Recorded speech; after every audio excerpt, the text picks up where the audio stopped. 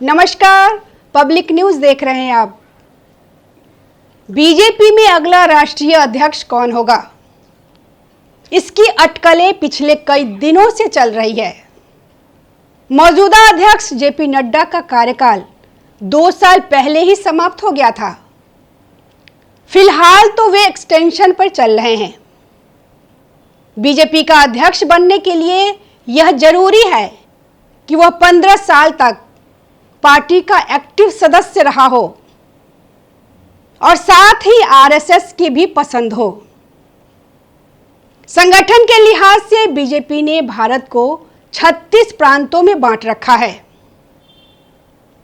आधे से ज्यादा राज्यों के संगठनों के अध्यक्ष का चुनाव होने के बाद ही राष्ट्रीय अध्यक्ष का चुनाव होता है।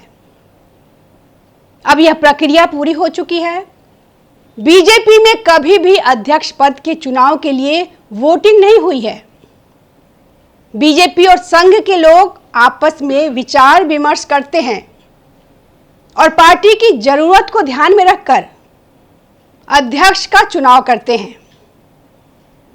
ऐसी दिशा में आगे बढ़ते हुए नामों पर विचार किया जा रहा है। बीजेपी के नए राष्ट्रीय अध्यक्ष का नाम शॉर्टलिस्ट हो जाने की जानकारी है। सूत्रों के अनुसार प्रधानमंत्री नरेंद्र मोदी के 5 देशों की 1 हफ्ते से अधिक की यात्रा के बाद स्वदेश वापसी का इंतजार हो रहा है। इसके साथ ही बीजेपी की आंतरिक चुनाव समिति अगले राष्ट्रीय अध्यक्ष के चुनाव की तारीख घोषित करने वाली है। बीजेपी सूत्र का कहना है कि एक केंद्रीय मंत्री का नाम पार्टी के नए राष्ट्रीय अध्यक्ष के रूप में लगभग फाइनल हो चुका है, जो पीएम मोदी के भी बेहद करीब और भरोसेमंद है। अभी तक बीजेपी के नए राष्ट्रीय अध्यक्ष को लेकर कई तरह की अटकलें चल रही थी, लेकिन अब बीजेपी के अंदरूनी सूत्र ने बताया है कि पार्टी को ऐसा नेता राष्ट्रीय अध्यक्ष के तौर पर मिलने जा रहा है जो संगठन के आदमी हैं।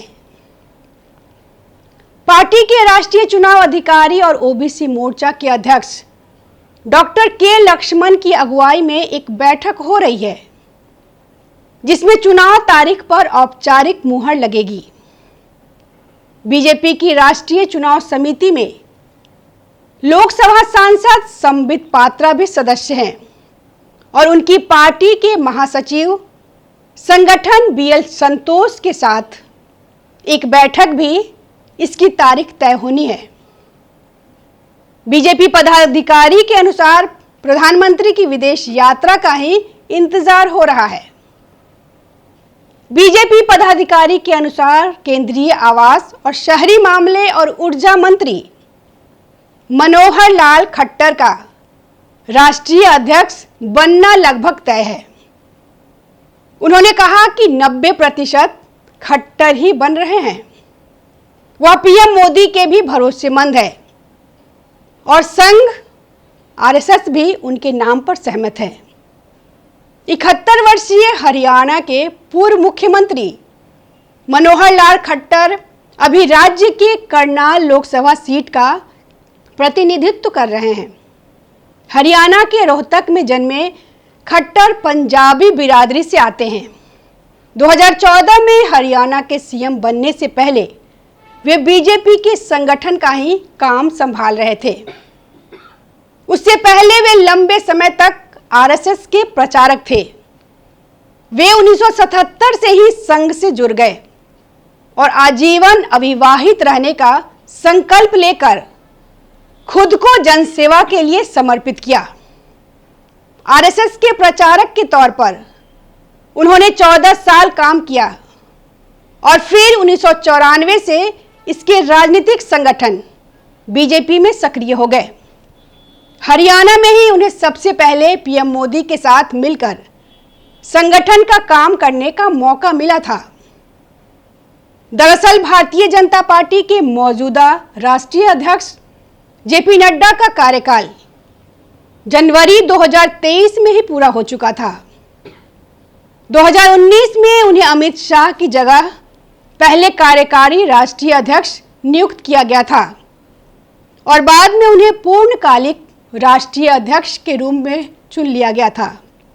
2023 में उनका कार्यकाल खत्म होने के बाद पार्टी ने 2024 के लोकसभा चुनाव को देखते हुए उनके कार्यकाल को बढ़ा दिया। पीएम मोदी के तीसरे कार्यकाल में उन्हें केंद्रीय मंत्री भी बनाया गया। तब लगा कि उन्हें राष्ट्रीय अध्यक्ष की जिम्मेदारी से जल्द मुक्ति मिल जाएगी, क्योंकि बीजेपी में एक व्यक्ति एक पद की व्यवस्था का प्रचलन है। लेकिन इसके बाद एक एक करके विधानसभा चुनाव होते गए और जेपी नड्डा अपने पद पर बने रहे।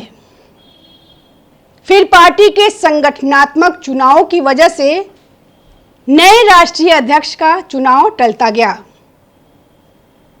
अब ज्यादातर राज्यों में संगठन का चुनाव पूरा हो चुका है, इसलिए जुलाई में पार्टी को नए अध्यक्ष मिल जाना लगभग तय माना जा रहा है। धन्यवाद। ताज़ा खबरों से जुड़े रहने के लिए हमारे चैनल को सब्सक्राइब करें और बेल आइकन को दबाना ना भूलें, ताकि हर खबर की नोटिफिकेशन आपको मिलती रहे।